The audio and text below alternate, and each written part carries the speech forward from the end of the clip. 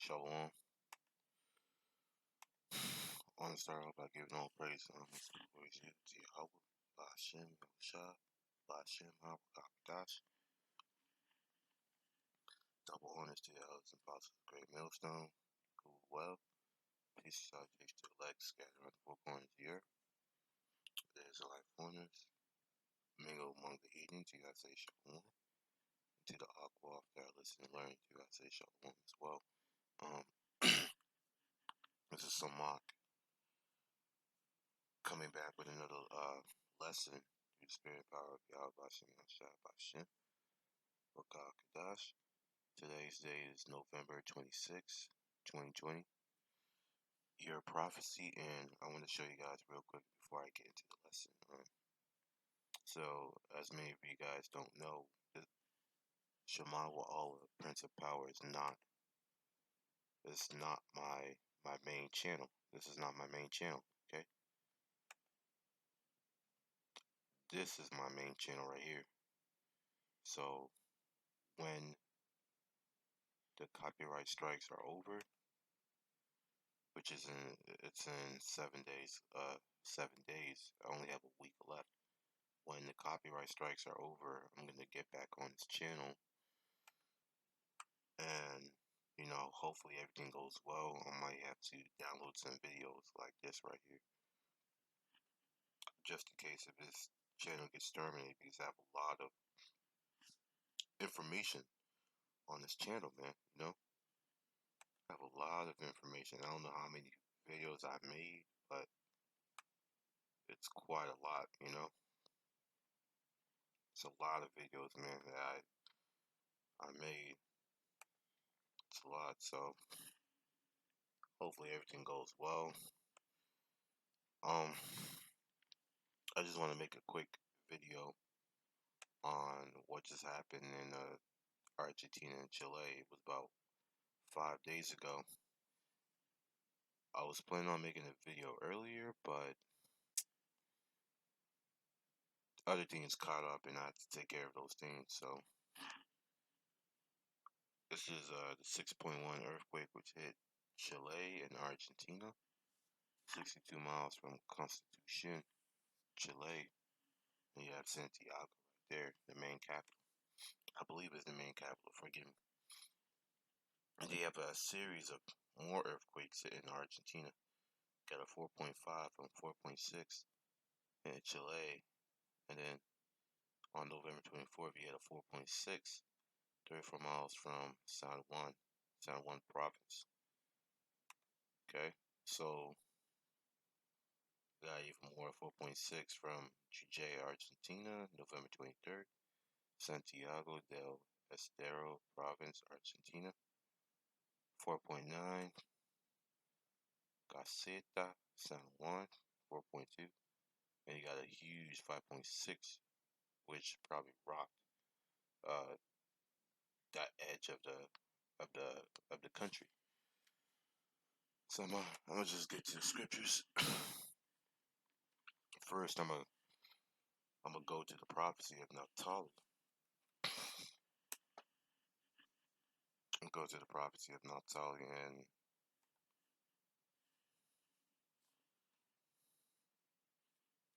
for some reason it's not. I think I misspelled it. I'm kind of in the dark, so I have to be careful. This is Genesis 30 and 8. And Rachel said, "With great wrestlings have I wrestled with my sister, and I have prevailed." And she called his name Naphtali. Now, if you go into the concordance of Naphtali, I'm not sure if I've done this before. Here it is, Naphtali, Nap, Naphtali, Naphtali, Naphtali. I believe that's how you say it. Could be wrong. Let's search it up here. 12 tribes chart and Paleo Hebrew.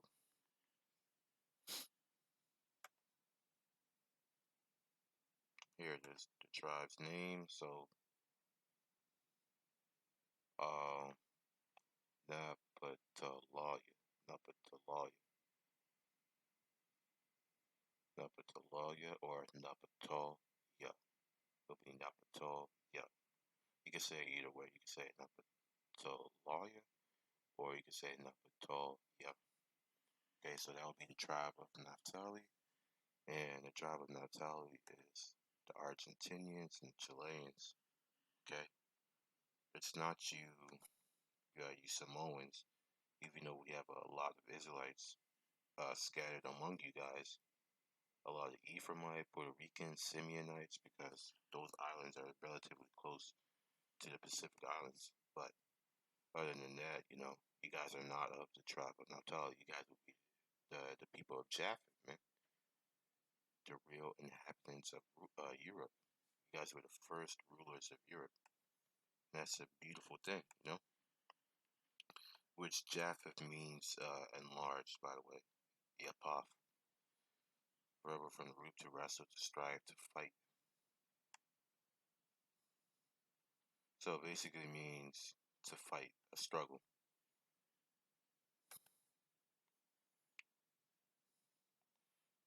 So I'm going to go to the prophecies of Naphtali. I'm going to do this real quick. I have also another video planned that I want to do.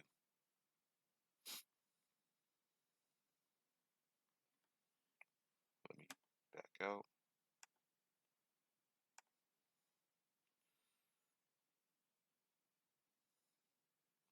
Here, this is Genesis 49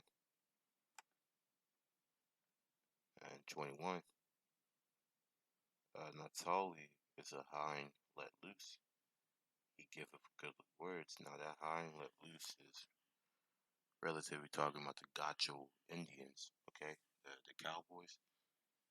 Because the tribe of Naphtali, not all of them, but back before uh, Cristobal Colon came on the scene, the tribe of Naphtali was a very nomadic people, man.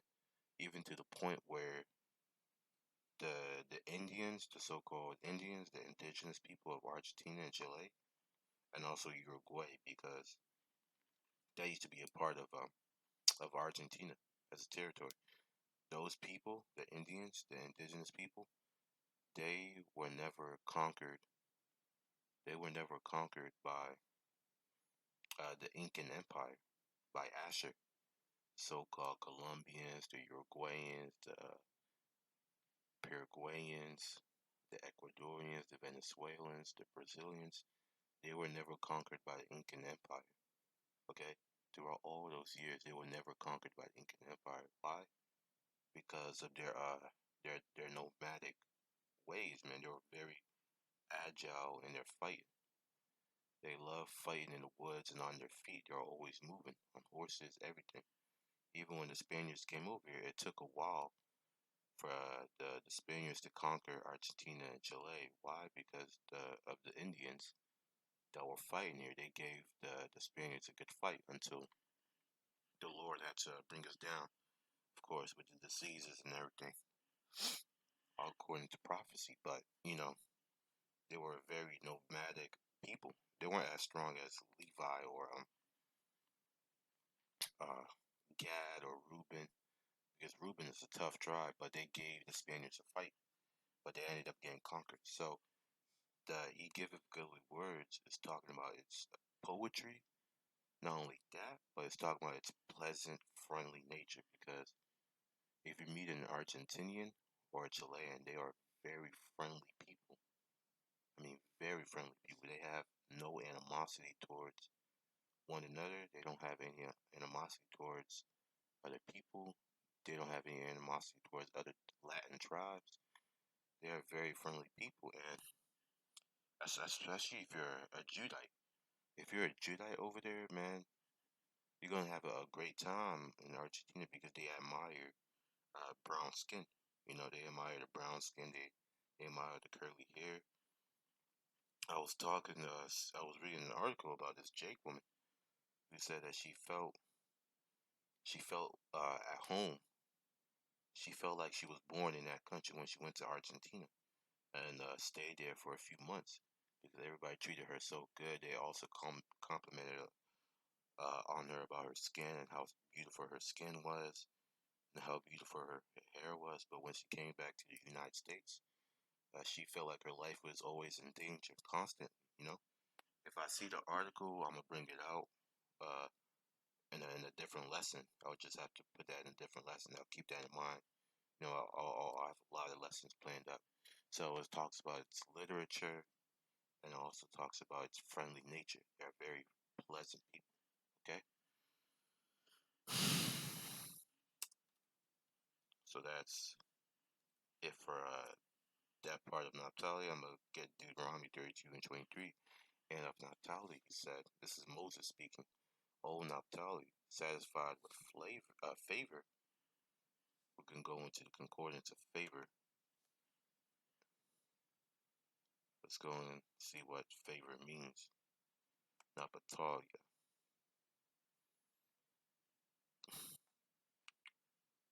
ratson, delight, pleasure, goodwill, delight, favor, goodwill, acceptance. Delight, especially as shown to be acceptable, to be pleasing, acceptable to Yahweh, to be approved before the Most High. So, satisfied with approval from the Most High and full with the blessing of the Lord, right? Because that land of Argentina is a very, very rich place. Um, the name itself, Argentina, means silver, I believe. Go ahead and get the meaning of Argentina. Meaning of Argentina. It means silver. Yeah. Tradition called the Argentina English is ultimately derived from the Latin Argentum, means silver. So yeah, Argentina basically means silver because when the Spaniards came over there, they first traded with the natives and they received silver and gold. So when they came back again in bulk, they thought it was the land of silver, but they ultimately didn't find any silver after they gave the name Argentina. So it's a pretty cool fun fact. Anyways, I'm gonna get to the bottom of the lesson. Possessed thou the west and the south. Okay, so go to Argentina. Let's show you Argentina on the map of South America.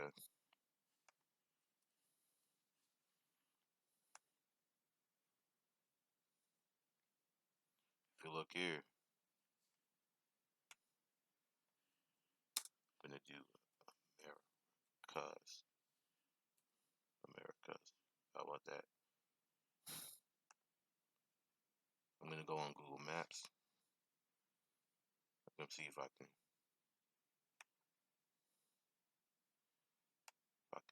scroll up. So here we have the land of Ham over here.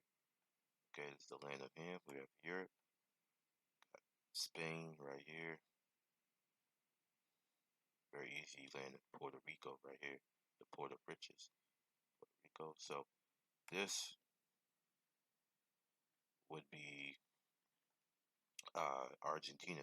So let's go back to the scripture where it says, "Possess thou the west and south." So if we go to the western part of the western hemisphere, okay, we'll land over here, Washington, Oregon, California, Canada, western part, and we'll go all the way down. We land right here. It says go all the way to the south, go to the west, okay. So over here in the west, then we land over here, Chile and Argentina. This will be the tribe of Naphtali, okay? And this whole area right here will be the tribe of Asher. Now, me personally, I believe Uruguay would be the tribe of Naphtali and Asher. It's a split because a lot of the Naphtalites, people from Argentina, they moved to Uruguay, so it's a mixture of Asher and Naphtali. But for the most part, they are the tribe of Asher. Okay, so you know, now that we got that out of the way, I'm gonna go read some scriptures for you. I could read the goodie, but oldie but goodie, Matthew.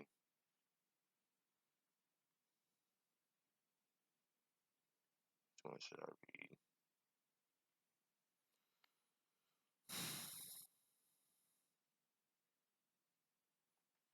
Let's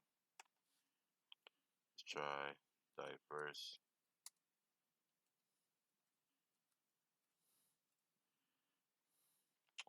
This is Matthew. This is Luke 21 and 11. And great earthquakes shall be in diverse places, and famines and pestilences and fearful sights and great signs shall there be from heaven. Uh, we're having a lot of earthquakes, especially now in 2020. I have an app on my phone, an earthquake app, and if I click on it, it will say that we have received at least uh, at least almost 200 earthquakes this week, just alone. There was at least 100 to 300 earthquakes this 24 hours. So we're having a lot of earthquakes, man. There are a lot of them in South America, some in Iran. You got some in New Zealand. You got some in Iran. One in Costa Rica. One in Turkey. You're having a lot of earthquakes, man. There was one in Spain as well, the Canary Islands. There's one in Greece, a couple in Greece, a couple in Japan. So we're having a lot of earthquakes in diverse places. All this is prophecy, man. And it doesn't matter how weak or powerful the earthquake is. An earthquake is an earthquake, man. And that shows you that the Lord is on his way back. Okay? I'm ending off with a few more scriptures, then I gotta prepare this other lesson that I'm thinking about making.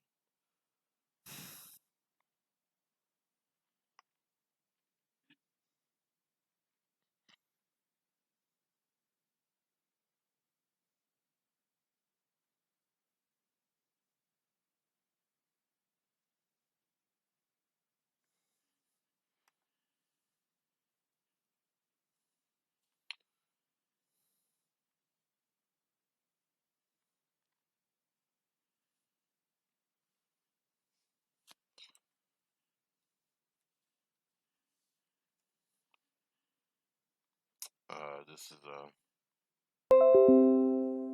me go ahead and close this out. This is Mark 13 and 18. For nation shall rise against nation, which is an ongoing theme right now, and kingdom against kingdom.